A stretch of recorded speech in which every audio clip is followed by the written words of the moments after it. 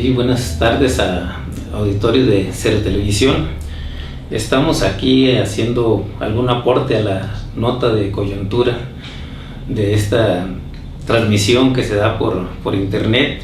Y bueno, pues hay muchos acontecimientos importantes que mencionar en la semana, a propósito de cómo está esta iniciativa que pretende el gobierno de Enrique Peña Nieto de impulsar la reforma energética, que pues en la lógica de ellos, que siempre nos han dicho que privatizando todo es como se logra el bienestar, y que ya tienen 30 años haciendo eso, y más de 30 años haciendo eso, y un crecimiento mínimo de arribita del 2%, 2.2%, cuando este país todo el mundo sabe que por lo menos necesita crecer a tasas del 6%.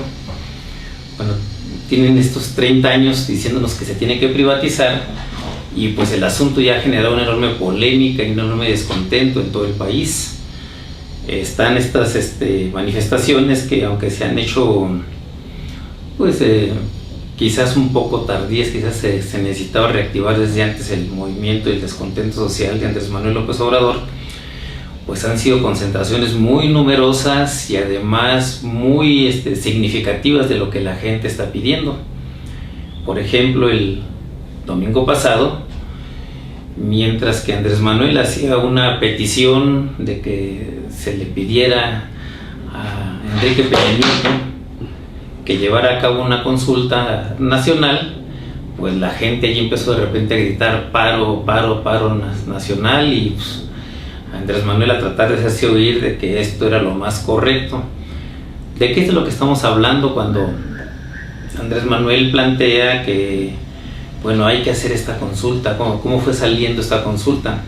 Ya sabemos por allí que hubo un grupo que la estuvo planteando con mucha insistencia, y que finalmente fue retomada por el PRD y por Cuauhtémoc Cárdenas. Y Cuauhtémoc Cárdenas la está retomando en lo que plantean los términos constitucionales. Esto es, se necesita conjuntar un mínimo del 2% en firmas del padrón para que atienda el legislativo la petición, y posteriormente, si se lleva a cabo la consulta, que afortunadamente, de acuerdo a lo que plantea la Constitución, sería para el 2015, entonces tendría que votar por lo menos el 40% del padrón electoral para que dicha consulta fuese válida.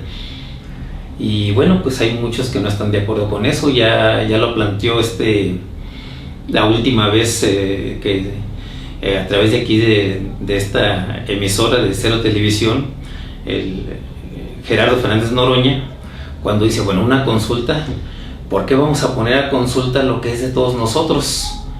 Y lo que él plantea claramente es que a quien se le debería meter a consulta por el gobierno tan desatinado que está llevando a cabo es a Enrique Peña Nieto. Esa sería la diferencia. Entonces allí,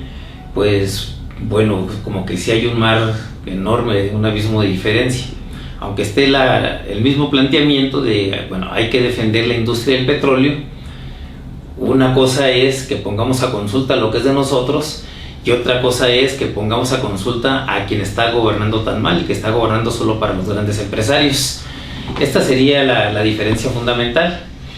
De cualquier manera, ya por ahí se han expresado diferentes voces. Tenemos, por ejemplo, para agregar las declaraciones del señor Pablo Emilio Madero, el presidente del PAN, que dice que es que no se puede hacer ahorita una consulta sobre eso porque está sobreideologizado el tema. ¿Sobreideologizado por quién? La izquierda hace su esfuerzo más o menos como puede. Hay algunos diarios o algunas corrientes de opinión que jalan el tema, pero la campaña masiva que había hasta antes de esto de los damnificados, que ahorita la suspendieron por este desastre nacional, era la campaña del gobierno, donde ponían ahí un mequetrefe a decir, yo creo que hay que tener mucha necesidad de empleo o de ingresos de señor, a decir las supuestas ventajas de la reforma petrolera. Si alguien estuvo sobreideologizando el tema con desinformación, porque además ni siquiera ponen datos certeros de qué significa una u otra cosa, ha sido el propio gobierno. Ha sido el propio gobierno el que ha llevado a cabo esta sobreideologización. Y en todo caso, yo creo que cualquier mexicano, si se entera que 40 centavos de cada peso vienen del petróleo, que por tanto de cada peso que se gasta la federación vienen del petróleo, y que por tanto el petróleo es de él, pues claro que va a exigir su derecho a ser consultado. Esto está clarísimo. Ahora el problema es qué efectos tendría la consulta, como la está planteando Andrés Manuel López Obrador, antes de que tomen la medida, a que esta consulta se tome hasta después del 2015, pues tendría efectos de mucho tipo, ¿no? Empezando porque, bueno, si como se dice en las encuestas, el 70% de los mexicanos está en contra de la privatización de Pemex, bueno, pues es un golpe durísimo a todos ellos, porque mal que bien la iniciativa ya va a estar caminada, los van a querer convencer de que ya no tiene caso echarse para atrás, etcétera. Nos va a sobrar argumentos a través de la televisión y a través de los diferentes recursos mediáticos que tiene el gobierno y el sistema, para tratar de convencerlos de que no tiene caso echar atrás eso. Y bueno, por el otro lado, pues la medida, aunque poco o mucho, pero va a estar avanzando, y vamos a estar perdiendo ya de manera definitiva la soberanía. Esa es una parte del problema. Y pues la otra es, si esta campaña de ellos finalmente efectivamente les diera resultados, van a tener 3 años para que la derecha conjunta pues se aviente sobre las supuestas bondades de que las transnacionales se lleven parte de las autoridades que tenemos ahorita nosotros. Entonces es un terreno complicado. Sería mucho mejor, ¿sí?, que eso se hiciera antes. Pero bueno, pues al menos ahorita en la entrevista que tuvieron hace unas horas en el programa de Carmen Aristegui, Juan Buenotorio del PAN, que bueno, pues una persona conocidísima por sus negocios en los asuntos del petróleo, y Francisco Labastida, pues bueno, ambos dijeron pues que están, entre comillas, por el crecimiento del país y que no están de acuerdo con una consulta previa, ¿no? Ese es el panorama que hay ahorita. Y del lado de los grupos sociales que han estado creciendo con el descontento, pues bueno, allí tendríamos complicaciones. Ya sabemos que, bueno, esta experiencia nacional que se dio a partir del 88, 89 con la constitución del PRD, de tener un referente de izquierda en el plano electoral, pues ahora está sumamente desdibujado.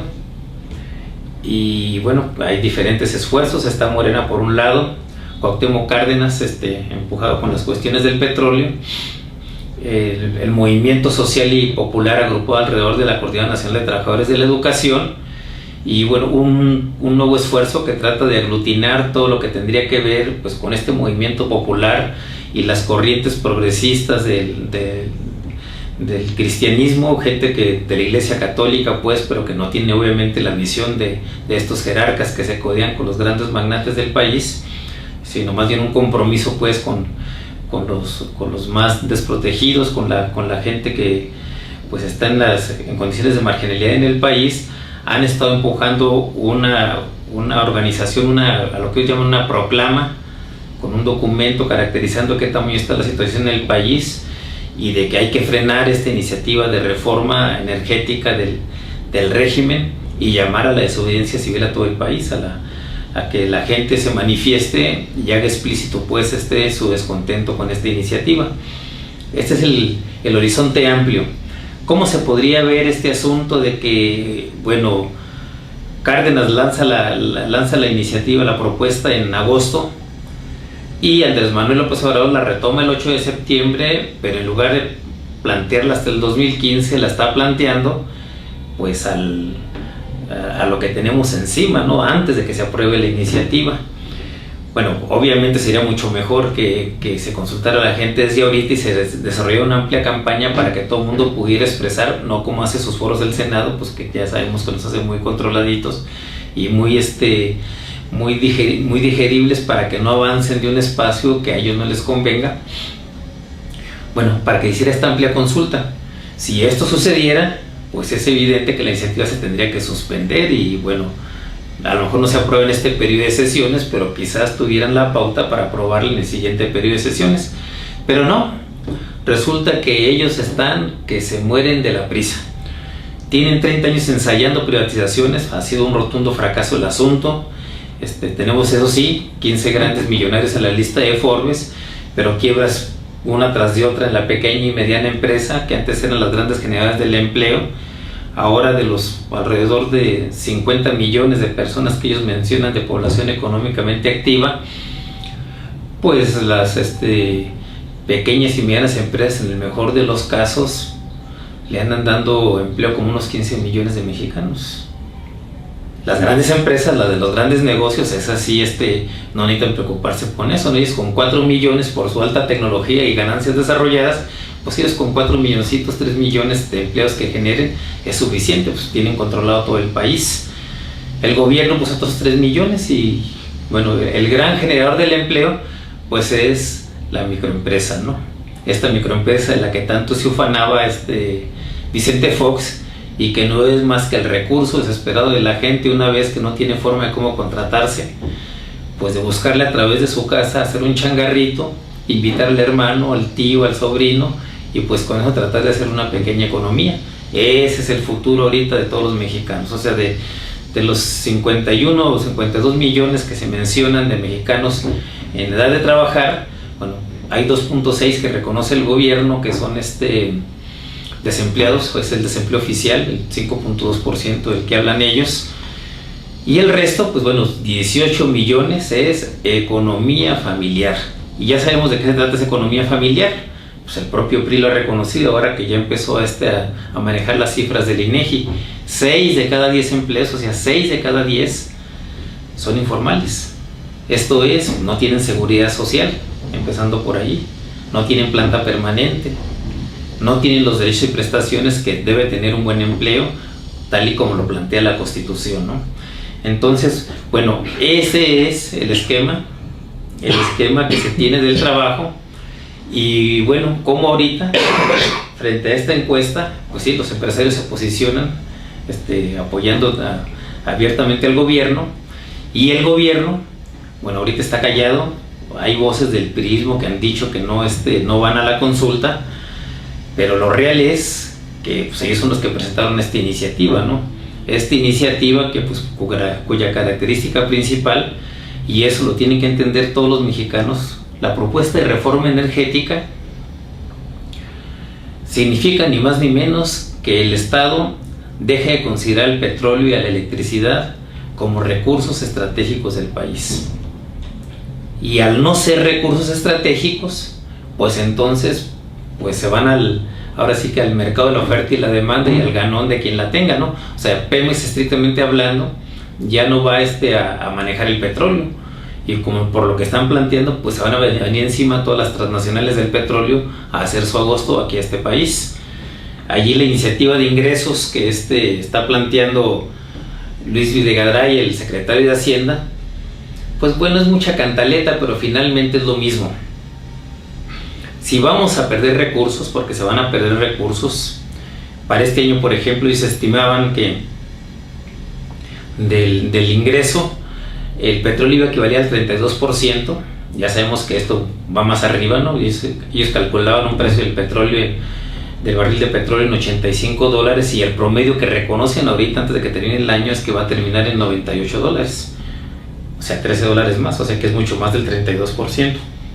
Pues bien, en esta iniciativa de ingresos, ellos están planteando que ahora los recursos del petróleo solamente van a ser el 26%, o sea que se va a perder un 6% de los ingresos del petróleo.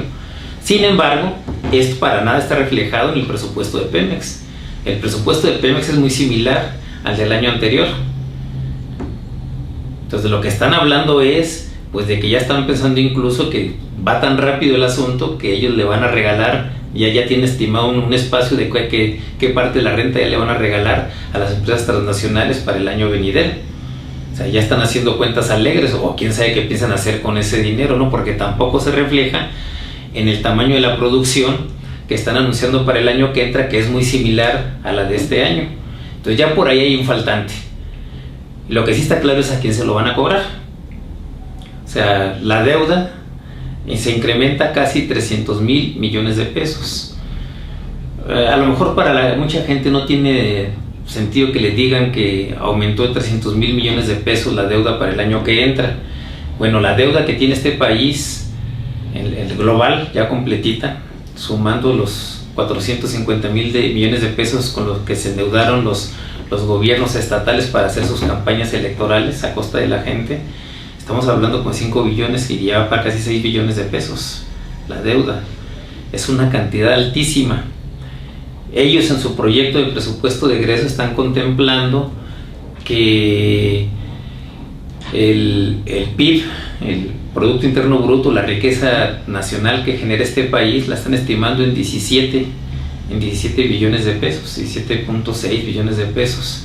Imagínense nada más que la deuda significa el 6 billones y que el presupuesto que ellos piensan manejar signifiquen 4.5 billones. El presupuesto del año que entra que está planteando Peña Nieto es un presupuesto de 4.5 billones. O sea que debemos más de lo que nos vamos a gastar el año que entra. Y entonces que digan, le ponemos 300,000 millones de pesos más, pues de lo que estamos hablando es de que se compromete más la soberanía nacional y somos ahora sí que cuchillo en mantequilla para cualquier medida que nos quieran aplicar desde fuera. Es el problema del endeudamiento, que siempre está uno sometido a lo que digan los grandes imperios, las grandes transnacionales, pues porque si no, entonces me empieza la presión de que a qué horas me pagan la deuda y demás, ¿no? Entonces ese es el primer recurso que aplican.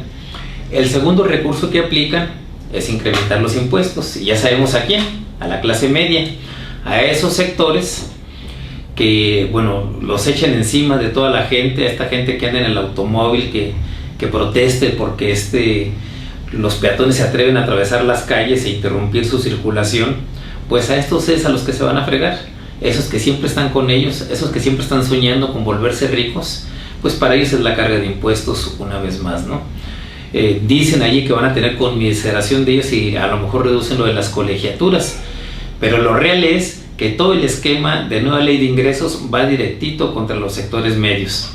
Había por ahí un mequetrefe de Hacienda que lo vi en Canal 11, que estaba diciendo que porque ganan mucho, y entonces a él se le hacía mucho 500,000 pesos al año.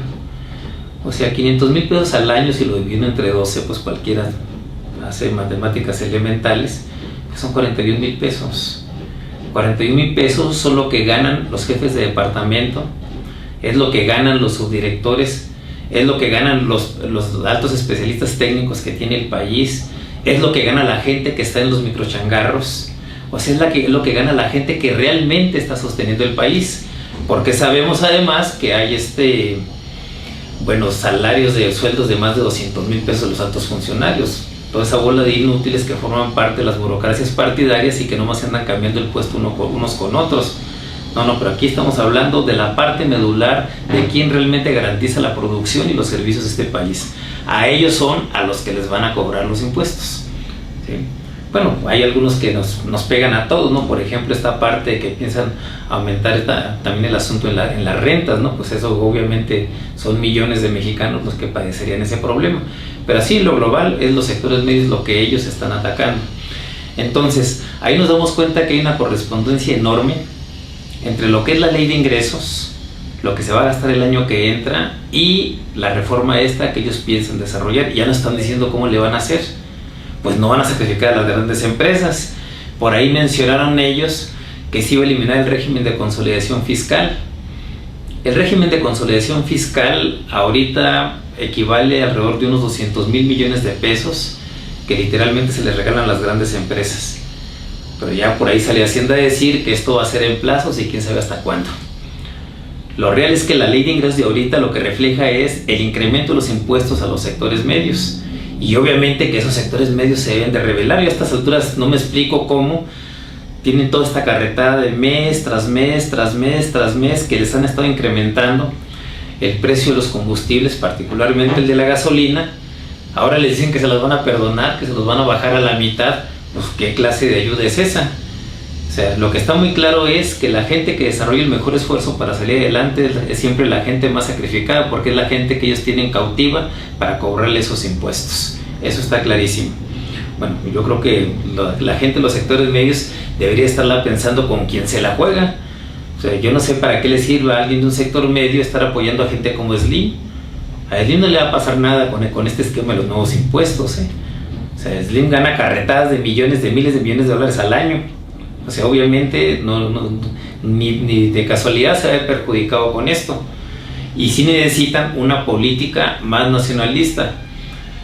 No necesariamente una política más socialista de de publicación de todo lo que se han robado y que se les ha regalado como sector privado, sino una política también más nacionalista, que haga énfasis en el mercado interno y en las posibilidades de toda la gente que está aquí rifándosela todos los días. Eso es lo mínimo que se necesita, y pues ni modo que esperen que eso lo vaya a hacer el PRI o que lo vaya a hacer el PAN. Pues si ya tenemos 30 años donde, 12 años gobernaron los panistas y los demás del PRI, y ahí están los resultados.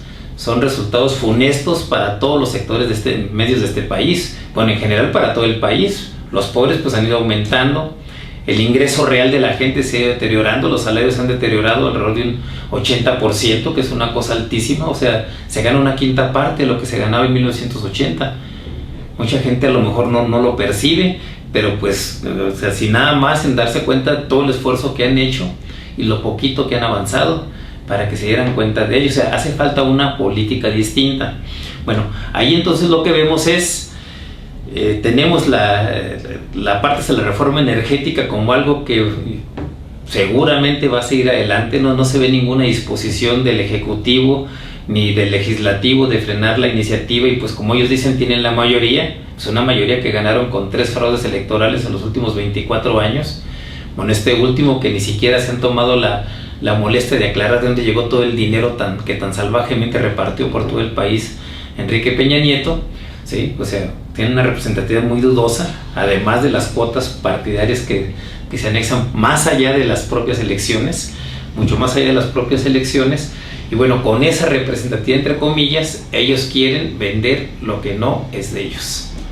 Eso está claro que va a suceder. Por el otro lado, la izquierda, ahorita ya un poquito más estructurada, está llamando una consulta. Pero lo que está de fondo es lo que ha estado diciendo Gerardo Fernández Noroña. Pues esa consulta no la van a aprobar tampoco, ¿sí? Tampoco pues para cuando llegue para el 2015 ya quién sabe qué avances tenga la lamentada reforma. No, el asunto es qué posibilidades reales tenemos de frenarlo ahorita. Fernández Noroña llama la desobediencia civil, ¿sí? Y entonces, ¿cuál es el tipo de medida que necesitamos? Noroña dice que todo el mundo se inmovilice y no salga de su casa. A lo mejor esto se podría desarrollar con ya gente muy consciente, que asumiera: me autoadministro, no veo televisión, esto y lo otro, y efectivamente ya no les hago el caldo gordo que me sigan explotando de gratis, ¿sí? Y planteo mi protesta así, para que ya no para que se cambie el gobierno y demás. El gobierno se vea en entredicho y puede haber cambios. Pero este nivel de conciencia, al menos quienes hemos estado en los sindicatos, entendemos que se va logrando con la lucha cotidiana. Por eso decíamos que las movilizaciones de Andrés Manuel entran un poco tarde, porque la gente se educa en la propia lucha, y ahí es donde se va dando cuenta qué posibilidades tiene o no de hacer las cosas. ¿Cuál es el movimiento que en este momento es más importante en ese sentido, y por eso tiene tan preocupado el gobierno? Sin duda es el movimiento del magisterio. A pesar de que les meten una medida tan canalla, donde le están diciendo literalmente que los pueden correr cuando ellos quieran, a partir de este año ellos han mantenido una protesta en todo el país. Primero empezó Guerrero, luego siguió Michoacán, luego siguió Oaxaca, y ahora tenemos a más de la mitad de los profesores en todo el país protestando, a pesar de que ya se aprobó la medida. Y obviamente, con todo ese nivel de descrédito, el gobierno va a tener que echar pasos atrás. ¿Qué le va a quedar por hacer frente a ese tamaño de descontento? Aunque haya por allí pues corifeos del sistema, de todo lo que vivimos antes, como Emilio Choifet, ese gángster que está allí en la Secretaría de Educación, que pues está planteando de que a los maestros se les debe de descontar todas las inasistencias que tengan, ¿no? Porque la ley que tiene pues, es una ley súper buenísima. Sí, es una ley que va a acabar con todo el servicio público de enseñanza básica en el país, y para él pues significa negocios. Y entonces dice que él, a quien reconoce, es el sindicato nacional del CENTE, que pues en todo este debate pues ha brillado por su ausencia, y solo se ha presentado en la televisión pues hacer lo que le dice el gobierno. Está clarísimo que eso no sirve, no ha servido durante años. Tan no sirve que por eso están los profesores en las calles, tan no es cierto que tenga ninguna legitimidad que por eso hay cientos de miles de profesores en las calles. y que no va a servir, porque es una de las deudas pendientes de nuestro país, la falta de democracia. Democracia para gobernarnos, porque desde hace años nos dirigen partidos, en lugar de que y han generado un poder omnímodo alrededor de ellos, ¿sí? Al extremo de que ahorita, bueno, generaron una alianza entre 3 partidos para gobernar por encima de las instituciones, ¿sí? Tan faltos de democracia que los sindicatos no tienen democracia, son realmente pocos los sindicatos que pueden decir hacemos asambleas y se toma en cuenta lo que digan nuestros representados, son mínimos en este país, y además de que el sindicalismo mismo en todo el país es una cosa pequeñita. Estamos hablando pues entre el 5 y el 10% de sindicalización en el país. El grueso de la gente que trabaja en este país no está agrupada en ningún sindicato. Entonces lo que tiene el gobierno es el control de los sindicatos estratégicos, o sea, educación, seguro social, Pemex, o sea, donde ellos saben que es importante no soltar a los trabajadores, allí están, la electricidad. Y cuando alguien se alebresta, como ocurrió con el Sindicato Mexicano de Electricistas, pues entonces hay que pegarle. Esta campaña infame que lanzaron contra ellos, pues bueno, es muy obvio que lo que estaba detrás era todos estos años que el SME encabezó la lucha contra la privatización de la industria eléctrica y que fueron uno de los grandes referentes del movimiento nacional popular. Eso fue lo que motivó, además de las enormes ganancias que seguramente tienen ahorita, que ya tienen privatizada más del 50% de la energía, ¿no? Entonces, por ahí no va a ser. E ir por otro lado, bueno, es lo que nos están planteando los maestros democráticos. Y los maestros democráticos, eso sí, tienen una gran experiencia a nivel nacional de cómo desarrollar paros nacionales, y yo creo que allí sería muy importante que si el Morena, para esta movilización que están ellos planteando para el próximo 6 de octubre, se planteen el asunto de radicalizarse más, a hacer una alianza muy estrecha con los maestros. Esto ya se vio el pasado 8 de septiembre, cuando estuvieron allí presentes los dirigentes de la sección 22 y de la sección 18 de Oaxaca y Michoacán en el evento de Andrés Manuel López Obrador.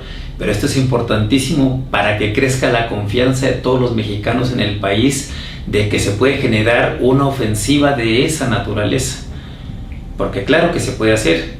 Ahorita que se está pues ya constituyendo con mucha solidez este asunto de esta propuesta organizativa de la proclama, pues bueno, eso viene a ensanchar el cúmulo de fuerzas sociales que se pueden oponer al tamaño de esta medida para que seamos despojados del petróleo. Y bueno, ellos están planteando una movilización para el 12 de octubre, me parece, que también sería muy importante ver qué tipo de ensayo hacemos en ese sentido. Entonces aquí ya hay calendarios que coinciden. Bueno, por un lado van los del magisterio al mitin de Andrés Manuel López Obrador. Andrés Manuel convoca para el 6 de octubre para ver lo de su consulta, pero al mismo tiempo ya hay una gran petición por todos los foros donde él anda de que se haga este paro nacional, de que se vea claramente que estamos inconformes y que no les vamos a permitir que nos despojen del petróleo. Y por el otro proclama ya viene con también una idea de rebeldía, sumando al grueso de muchas organizaciones sociales de este país que tienen un montón de experiencia política acumulada y que se están planteando como primer punto de aterrizaje tanto el 2 de octubre, que allí me parece que por lo menos coincide, bueno, la gente que lo organiza tradicionalmente, el Comité del 68, coincide el magisterio, coincide proclama. Está el 6 de octubre, donde bueno, ya se ve que hay una alianza entre Andrés Manuel y los maestros. Y bueno, Andrés Manuel es evidente que está impulsando esta iniciativa de consulta es por emparejarse o tener un nivel de alcance y de conexión con la propuesta de Cuauhtémoc Cárdenas. Y el 12 de octubre podríamos tener un primer ensayo de qué tamaño se podría venir el descontento en este país, ese descontento que ha estado desdeñando el gobierno alrededor de este asunto de que nos dejen sin el petróleo. Que bueno, ya sabemos que no es nada más el petróleo. Aquí sí también tenerlo muy claro, porque bueno, cuando insiste Gerardo Fernández Noroña en que la consulta no es si nos quitan o no nos quitan el petróleo, sino la consulta debería ser que se vaya Peña Nieto, es porque el conjunto de reformas que están impulsando son todas dañinas y en contra de la población. O sea, sí es el petróleo, pero es la reforma educativa también, es la iniciativa fiscal, es la reforma laboral, esta reforma laboral que nos impusieron el año pasado y que decían que se iban a crear cientos de miles de empleos, y al siguiente año lo que tenemos es, primero, que la economía, pues todavía no sabemos en cuánto va a terminar. La última vez están especulando que en 1.8, pero hay especialistas que dicen que puede terminar en 1.2, en 1% el crecimiento, pues que sería un crecimiento pírrico, o sea, totalmente insuficiente para las necesidades del país. Y bueno, la otra parte para nosotros allí sería ver cómo podemos ir sobre ese tipo de planteamiento, pues de que todo lo que están planteando como reformas nos está destruyendo, ¿sí? Y plantear la contraparte, que yo pienso que ahí lo que dice Noroña está claro como eso, frente a un desgobierno tal que pone en peligro a la patria, pues lo que hay que plantear es una demanda que está ausente de la Constitución, porque la Constitución dice muy claramente que en el 39 constitucional, pues que la soberanía reside en el pueblo, sí, nada más que no hay ningún mecanismo, y ese mecanismo se llama revocación de mandato. O sea, el pueblo tiene que plantearse que Enrique Peña Nieto se tiene que ir por traición a la patria si insiste en su necedad de consumar esta reforma energética, pero que realmente con todas las reformas que ha estado haciendo, pues se debe de ir, y se debe de ir cuanto antes.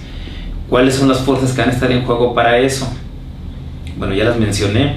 Y es esta parte del Morena, que es un esfuerzo muy importante de reconstituir un partido a nivel nacional.